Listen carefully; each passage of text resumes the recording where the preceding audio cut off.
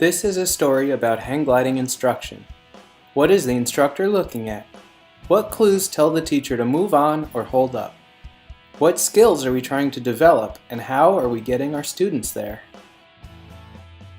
This is not intended to represent everything that happens in an introductory lesson. Safety precautions, learning and teaching styles, etc. have been purposefully omitted due to various constraints. This is meant to be an introductory snapshot into flight instruction, and will hopefully provoke greater study and understanding of the subject.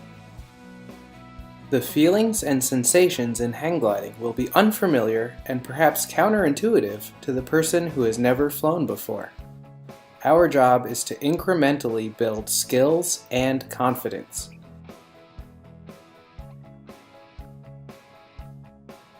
Our story starts with familiarizing the student with moving around with the glider on flat ground. People are very familiar with moving on flat ground, and learning something new is much easier if you can relate it to something you already know. When picking up a glider, it's easy to say, balance the glider on your shoulders. But giving more specific cues, like the down tubes should contact the outside of your arm where it meets your shoulder, will greatly enhance your student's learning experience. To start running with the glider, students must learn to accelerate while maintaining the proper angle of attack. Teaching students to walk, jog, run helps smooth the acceleration and therefore makes it easier to control pitch. Starting our run with a falling forward step and leading with our shoulders is also an excellent way to get the glider and pilot accelerating together. As the glider's airspeed increases, students should allow it to lift up so their harness lines become tight. As with all hang gliding, it's important to encourage a light touch. If you're teaching students to pick up the glider with the grapevine grip, you'll need to teach them how to smoothly transition their grip without compromising pitch control. Once the glider has lifted its own weight and the harness lines go tight, we must continue accelerating. An excellent cue is to try to pull the glider through the air with the harness.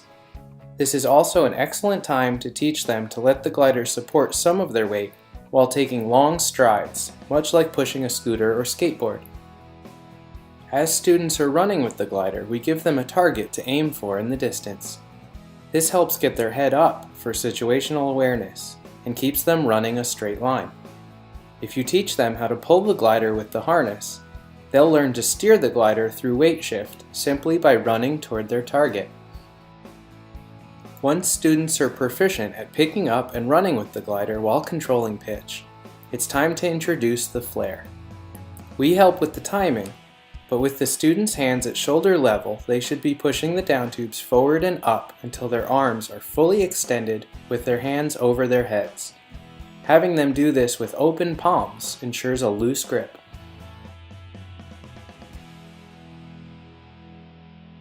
With our students well prepared, it's time to take them to the slope and give them a taste of flight.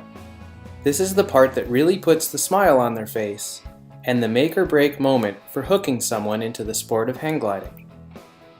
If they're feeling safe, having a great time learning to fly, and can see this is something they can do, they'll be back for sure. By following the flat ground progression, we were able to teach the skills necessary to launch, fly, and land a hang glider with minimal risk to the student because their feet never left the ground.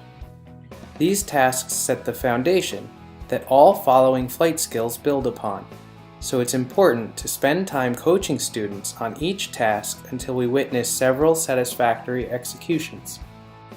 A successful hang gliding instructor embraces the fundamentals of instruction by creating and maintaining a comfortable learning environment, by relating new tasks to their students' existing life experiences, and by following a progression where each new task builds upon the previous one.